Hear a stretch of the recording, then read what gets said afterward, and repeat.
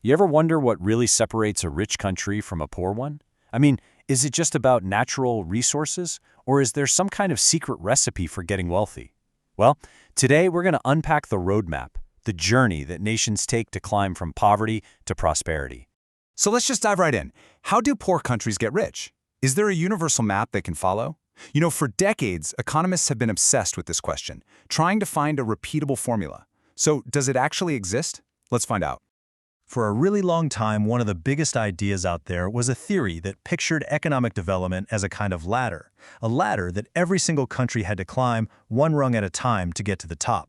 And that classic model? It's called Rostow's stages of growth. The basic idea is that every nation moves through 5 very clear phases on its way to becoming a modern economy. You can almost think of it as the original instruction manual for how a country gets rich. So, what are the rungs on this ladder? Well, it all starts with what's called a traditional society. This is pretty much entirely based on subsistence farming, just growing enough to survive. But then you get the preconditions for takeoff. The first banks start to pop up, schools open, and you see that first spark of real entrepreneurship. Stage 3 is the big one, the takeoff. This is basically the country's own industrial revolution, where certain industries just explode with growth. From there, the nation begins its drive to maturity. Growth isn't just in a few spots anymore, it spreads across the whole economy, and you see living standards really start to rise. And finally, you get to the top, the age of high mass consumption. That's an economy like the US or Western Europe, where the focus is all on consumer goods and services. Okay, a map is great, but a map doesn't get you anywhere on its own. Every journey needs an engine, right? So if these stages are the road, what are the things that actually push a country forward? All right, let's pop the hood and take a look. Researchers that pretty much zeroed in on a few key drivers that you see again and again in countries that make this journey successfully. Now, the really cool thing here isn't any single item on this list. It's how they all work together. It's like a system. You need political stability and good governance, because that builds trust. And that trust, it attracts what's called foreign direct investment, or FDI. That money helps you build crucial infrastructure, roads, power grids. But to make it all work, you need human capital, a skilled, educated workforce that can actually drive technological innovation. See, it's not just one thing, it's this powerful combination that gets the engine running. This all sounds pretty straightforward, doesn't it? You've got a clear map, you've got a powerful engine. So why do so many countries start the journey, make some real progress, and then just get stuck?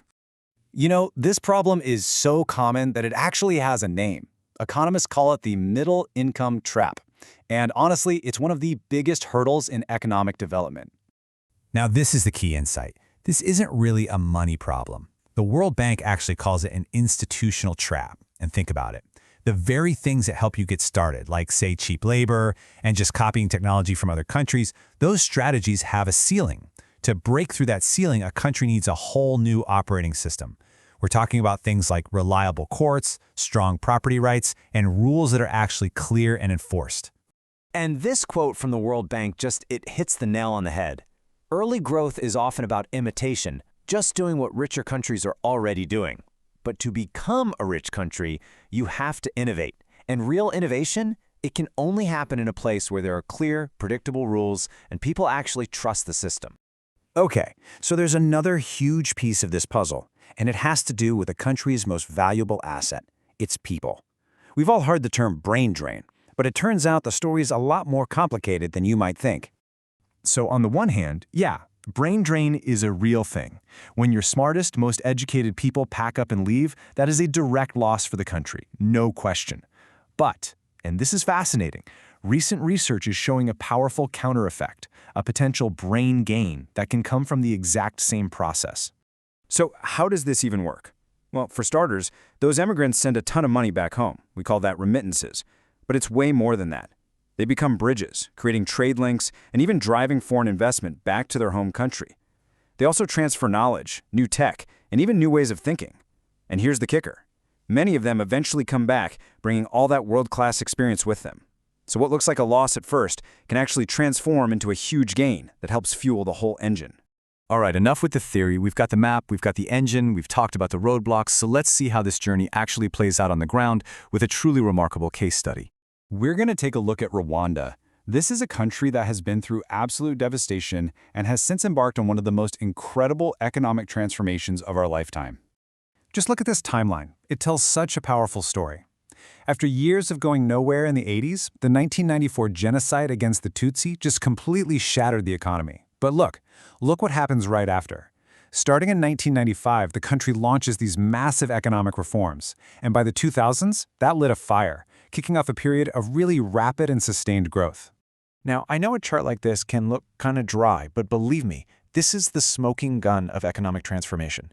Remember that ladder we talked about, how a nation starts with agriculture? Well, this chart is a picture of Rwanda climbing that ladder. Between 2001 and 2010, farming's piece of the economic pie got smaller, while the services sector's piece got way bigger. That is the classic sign of a modernizing economy. People are moving from farms into higher-value jobs in things like finance, tech, and tourism. And here's the proof that the new engine was actually working. This jagged line represents something economists call total factor productivity. Basically, it's a report card for how efficient your entire economy is, how much bang you're getting for your buck. A rising line means you're not just working harder, you're working smarter. And you can see, right after those 1995 reforms, the whole trend shifts upward.